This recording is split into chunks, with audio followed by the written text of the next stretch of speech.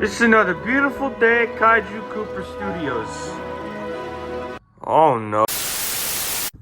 Hello everyone, I'm Kaiju Cooper, and today we're taking a look at Godzilla x Kong toys. Again, the last video did really well. Thank you all so much for the support. We just crossed 4,000 subscribers. I couldn't be happier. Seriously, thank you guys so much. First up, we got Battle Roar Kong. We'll start with him because he's like easily the least interesting. He doesn't have any identifying markers of like Godzilla x Kong. It's just normal King Kong toy as far as I'm concerned.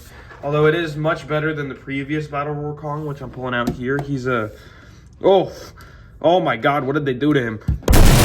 You know, last time I said Godzilla looked inbred, and this Kong is equally as inbred, if not more. It's like someone stuck a tube of helium in his ear and his head just started inflating like a balloon. It's horrifying. But hey, this review isn't about him, although there is a video on that.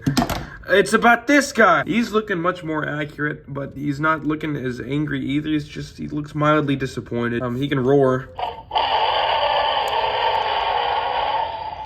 He looks kind of high, a little bit, you know, but a lot of these figures look like that. Onto his roars, the rest of the roars. We got... See, that one kind of sucks. Unlike the previous figures, I think these only have 2 roars, which is really stupid. Playmates definitely improved a lot because he also doesn't have like an hourglass figure going on here. Well, what is this? On to the next figure. It's Battle Roar Godzilla. Here he is. He's looking all right. This figure definitely looks better than the 6-inch Godzilla, that's for sure. I mean, that guy had some mental issues or something. He looked all kinds of wrong.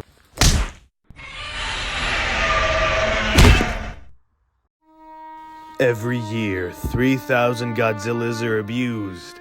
But if you call the number on the screen and subscribe today, you can help find a new home for a mentally retarded Godzilla. Help disabled Godzillas at helpdisabledgodzillas.org.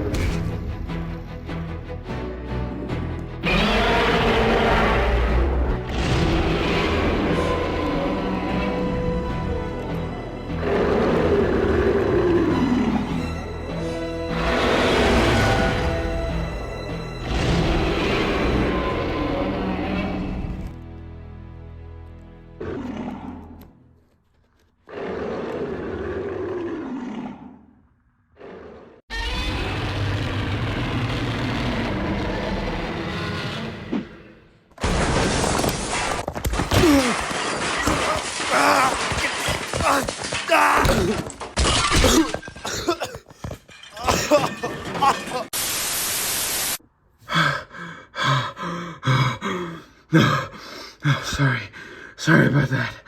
It was just some technical difficulties, folks. Let's get back to the figure review now, shall we? Anyway, like I was saying, Battle Roar Godzilla here is he does the design a lot more justice than the previous figure did. Oh my god.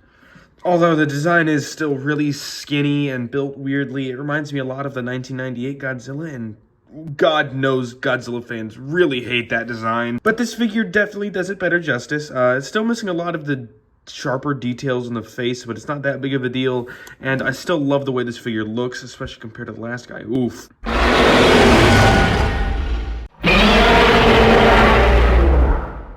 No.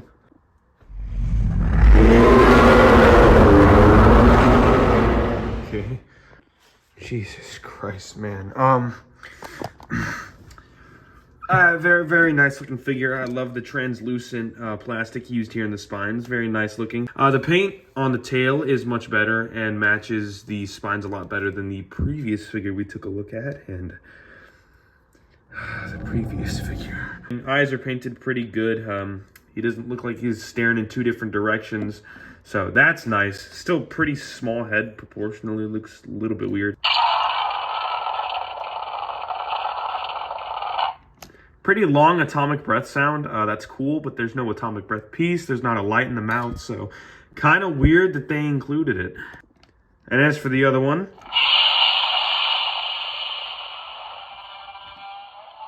nice strong roar there. I like that one a lot.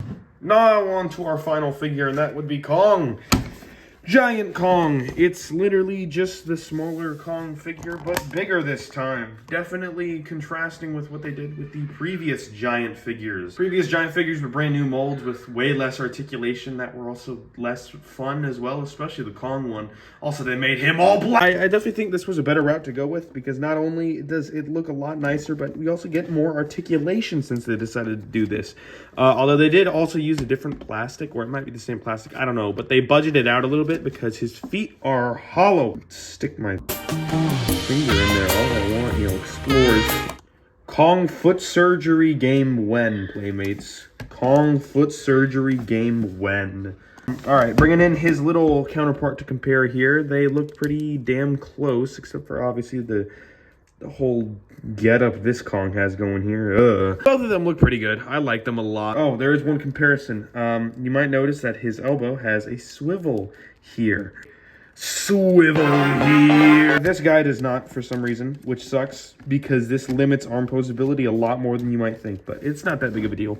The ball joint at the head gets way more motion because this is a bigger figure. They were able to paint it better. As you can see, this gray color fades into the rest of the fur very, very nicely. The chest slashes are well defined, and the eyes are not up. Finally. Thank you so much, Playmates. Thank you for doing the bare minimum that every other toy company has been doing. But yeah, that's pretty much it for this guy. All right, we're gonna rate the figures. Hey, editing Cooper here. It just dawned on me. It doesn't sound like I said rate. So yeah, I didn't say the R word. We're gonna rate all of them because we're pretty much at the end. Big Kong here. He's just a big version of the small guy, but bigger. Very fun, very solid figure. Give him a solid 8 out of 10. For this guy. As for Battle Roar Godzilla, I like him a lot. He'll get a 7 out of 10. So that's good. And as for Battle Roar Kong, I put him back in the packaging. But here's the old guy. We're gonna pretend like you're the not ugly looking one, and give him a solid 5. Maybe because I'm looking at this god awful face that's making me give the new guy such a low rating. But I don't know. Just get out of here. And yeah, that's pretty much it for today's video. The Godzilla toy is holding me hostage. So with that, like, subscribe, and kiss your mother for me.